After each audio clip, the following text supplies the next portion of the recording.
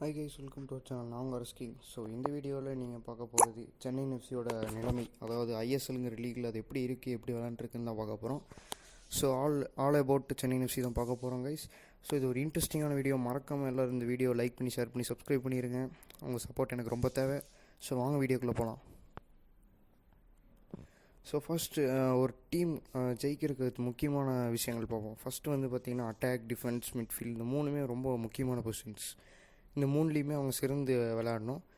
So அந்த வகையில் பார்த்திங்கன்னா சென்னை எஃப்சி டீம் வந்து அட்டாக்கிங், டிஃபென்ஸ் ரெண்டுமே ரொம்ப இம்பார்ட்டன்ட். ரெண்டுலேயுமே அவங்க ரொம்ப சுமாராக இருக்காங்க.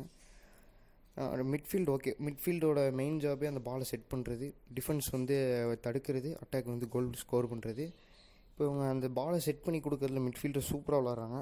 முக்கியமாக கார்னர் ஷீல்ட்ஸ் செமையாக பண்ணுற, நிறைய கிராஸஸ் போடுறாரு. அட்டாக்கர்ஸ் ஆன பிளேயர்ஸ்லாம் இப்போ நான் ஒரு 3 பிளேயர் மேக்ஸிமம் விளாட்றாங்க ஸ்ட்ரைக்கிங்கில். அவங்க அந்த கோலாக அந்த க்ராஸஸில் கன்வெர்ட் பண்ணுறது ரொம்ப கம்மியாக இருக்குது கைஸ். ஸோ நீங்கள் லாஸ்ட்டாக விளாண்ட மேட்ச்சில் பார்த்துருந்தீங்கன்னா தெரிஞ்சிருக்கும். ஏகப்பட்ட க்ராஸஸ் கொடுக்குறாங்க, அது கோல் ஸ்கோர் பண்ணவே மாட்டுறாங்க. ஸோ அட்டாக்கிங்கில் ஒரு பிரச்சனை இருக்குது. அடுத்தது டிஃபென்ஸ் பார்த்தீங்கன்னா அவங்க ரொம்ப சுமார், இது அட்டாக்கிங்கோட ரொம்ப சுமாராக இருக்குது. ஸோ பாலை தடுக்கிறதே அவங்க ரொம்ப சுமார். இப்போ பால் ஒருத்தருக்கு ஆப்போனன்ட் டீம் உள்ளே கிராஸ் கொண்டு வராருன்னா நம்ம என்ன பண்ணுவோம், டக்குன்னு ஸ்ப்ரிண்ட் பண்ணி உள்ளே போய் பாலை தடுப்போம், ஒரு ஸ்லைடு இல்லைனா டேக்கிள் மூலமாக. ஆனால் இவங்க ரெண்டுமே இல்லை, பொறுமையாக ஓடி வராங்க, நம்மளுக்கு என்ன அப்படின்ட்டு வர மாதிரி இருக்குது. ஸோ அந்த ஒரு ஈடுபாடு இல்லை, அந்த பொசிஷனில் கரெக்டாக நிற்க மாட்டாங்க டிஃபெண்டர்ஸ். ஸோ எனக்கு தெரிஞ்ச கொஞ்சம் டிஃபெண்டர் பிளேயர்ஸை கொஞ்சம் மாற்றினா நல்லாயிருக்கும்னு தோணுது.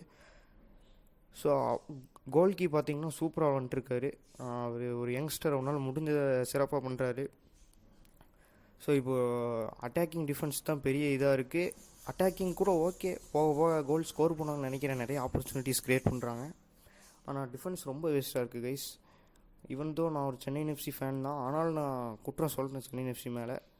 மற்ற எல்லா டீம்ஸும் இதை சிறப்பாக பண்ணுறாங்க, ஆனால் சென்னை எஃப்சியில் இது ரொம்ப லேக் ஆகுது. எல்லா சீசன்லேயும் பார்க்குறேன். ஸோ இந்த டிஃபென்ஸ் அட்டாக்கிங்கை ஓயன் கயில் ஹெட் கோச் அவர் வந்து சிறப்பாக பண்ணாருன்னா நல்லாயிருக்கும். பிளேயர்ஸும் கொஞ்சம் ஈடுபாடோடு விளாடணும். ஸோ அடுத்த மேட்சஸோட ரிவ்யூஸும் நான் அடுத்தது அப்டேட் பண்ணுறேன் guys. So that's all for the video. By.